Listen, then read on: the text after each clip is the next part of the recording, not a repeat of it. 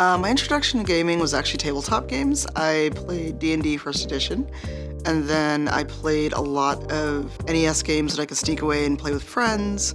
And a lot of times my gaming was the arcade or tabletop because unfortunately I did not grow up with a lot of money. And until I got older and could buy my own systems, I played with friends, I played with neighborhood friends, I played at school on occasion. And then as home consoles got to be more consistent, more available, got a Sega system, moved on to Sony and PlayStation, and never really looked back.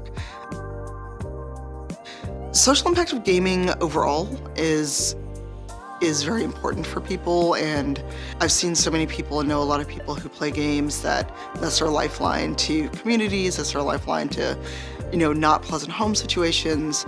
And the impact for me has been, it's given me a whole new world. It's given me a place where I can find new worlds to roam around in. It's helped my imagination grow, because I'm sure if I didn't get to play tabletop as a kid or as an adult, that I wouldn't have the imagination and like to write and do a lot of things that I like to do now. So the social impact is greater than I think a lot of people realize. How I got started in the industry is actually a happy accident. I was mad about video games, and I started a hashtag called I Need Diverse Games because I wasn't seeing myself in the games that I like to play. I wasn't seeing myself in the games that I was spending a lot of time and money on. And out of that accidental hashtag that went a little viral, I became an activist and someone who advocates for diversity. And what I do now is I run a nonprofit called I Need Diverse Games. I took the name and ran with it. And now we're a 501c3 based in Chicago. And part of our mission is to get more people in the industry, help them stay in the industry, and help them to find a place there, because a lot of people think that if they're not a programmer, or if they're not a writer in some cases, that there is no spot for them in the industry. So it's not just saying, hey, we need more women, we need more people of color. It's finding the spaces for them and helping them get in and stay in the industry. Diversity unto itself has become kind of a buzzword, but it's not just the diversity that's important, it's the inclusion.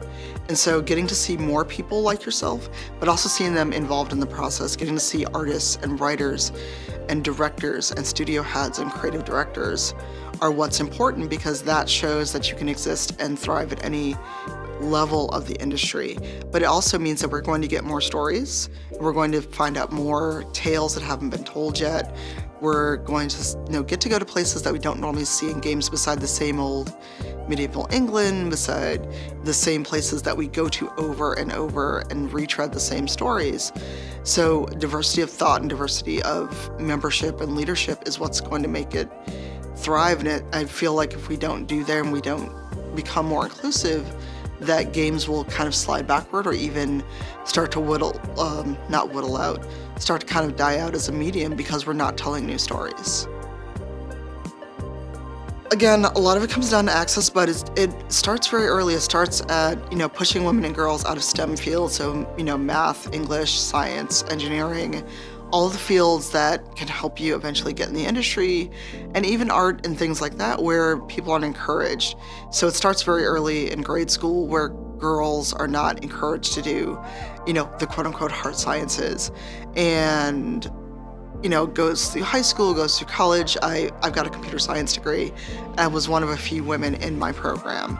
So it's getting people in that pipeline and keeping them there and encouraging them, and not hand-holding or not handouts, because a lot of people conflate wanting to have more diversity with a handout. It's getting people to stay in those fields and to flourish, and then when they get out into the working world, encouraging them and making sure that they're heard and seen, and seeing their value and potential, and making women realize, and especially women of color, realize that you can advocate for yourself and it's okay. You're not going to get kicked out of the industry.